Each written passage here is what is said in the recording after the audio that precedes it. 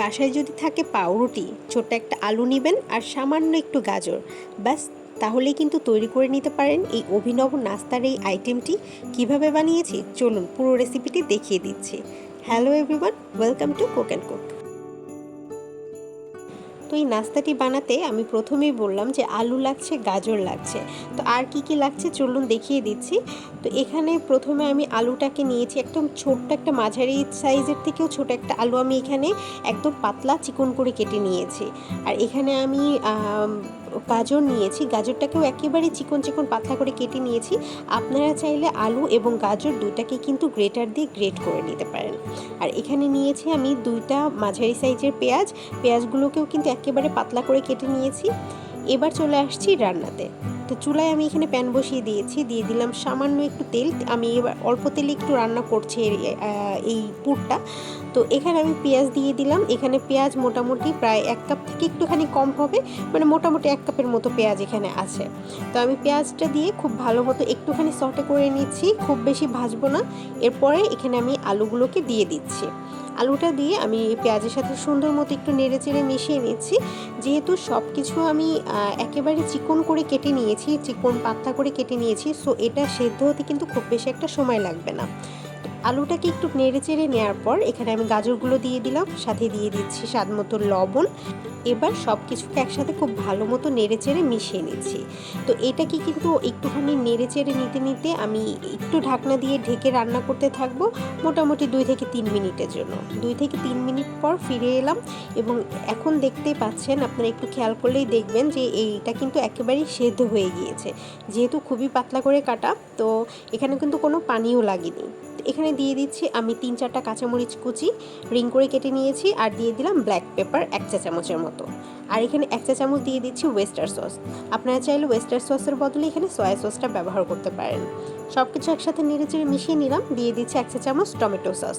এরপর সব কিছুকে একসাথে খুব ভালো মতো আরও নেড়েচেড়ে মিশিয়ে নিয়ে সবশেষে এখানে দিয়ে দিচ্ছি 1 চা চামচ ময়দা, আমি একটু পানিতে গুলিয়ে নিয়েছি এবং এটাকে দিয়ে দিলাম। এটা দিয়ে জাস্ট 2 মিনিটের মতো নেড়েচেড়ে আমি সুন্দর মতো এটাকে এখন নামিয়ে নেব। এই পানিটা দেওয়ার পর ফলে কিন্তু আপনার সবজিগুলো খুব বেশি ওভারকুক হবে না, কিন্তু খুব ভালো একটা ক্রিমি টেক্সচার আসবে। এরপর আমি এখানে একটা বোল নিয়ে নিলাম, এখানে দিয়ে দিলাম 1/2 কাপের মতো বেসন, দিয়ে দিচ্ছি স্বাদ মতো লবণ, আর দিয়ে দিচ্ছি এখানে 1/2 চা চামচের মতো মরিচের গুঁড়া, 1/2 চা চামচ ধনিয়া গুঁড়া, আর সামান্য একটু মানে কালারের জন্য হলুদ দিয়ে দিলাম। দিয়ে দিচ্ছি একটা ডিম। এবার আমি এই সব উপকরণগুলোকে একটা হ্যান্ড উইক্সের সাহায্যে একসাথে মিশিয়ে নিচ্ছি। এবার অল্প অল্প করে পানি দিয়ে আমি সুন্দর একটা ব্যাটার তৈরি করে নেব। এটা কিন্তু একেবারে নর্মাল টেম্পারেচারের পানি।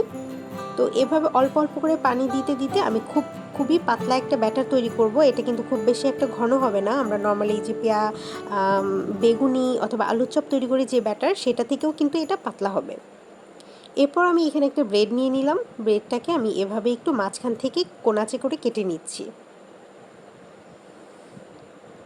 ব্যাস, এই ব্রেডগুলোকে এবার আমি স্টাফিং করব। যে পুর দিলাম, পুর দিয়ে আমি এই ব্রেডগুলোকে স্টাফিং করে নিচ্ছি। তো এখানে আমি প্রায় মোটামুটি যে কয়েকটা করব সবগুলো আগে কেটে নিয়েছি ব্রেডগুলো। এবার এখান থেকে 1 চা চামচ পুর নিয়ে নিলাম এবং খুব ভালো মতো এই ব্রেডের উপরে কিন্তু স্প্রেড করে দিচ্ছি। এরপর এখানে যে বাড়তি অংশটা আছে আরেকটা টুকরা, সেটা দিয়ে খুব ভালো মতো আরেকটার উপরে বসিয়ে দিয়ে হাত দিয়ে সামান্য একটু প্রেস করে নিলেই কিন্তু আপনার এই স্যান্ডউইচ রেডি। এবার আমি সবগুলো স্যান্ডউইচ এভাবে মেক করে নিয়েছি, দেখতেই পাচ্ছেন। এবার আমি এখান থেকে একটা স্যান্ডউইচ নিয়ে এভাবে যে বেসনের ব্যাটারটা গুলিয়েছিলাম সেটার মধ্যে প্রথমে এই 3 কোণাটা খুব ভালো মতো মাখিয়ে নিচ্ছি বেসনে। এরপর এভাবে জাস্ট যদি ডিপ করে নিব।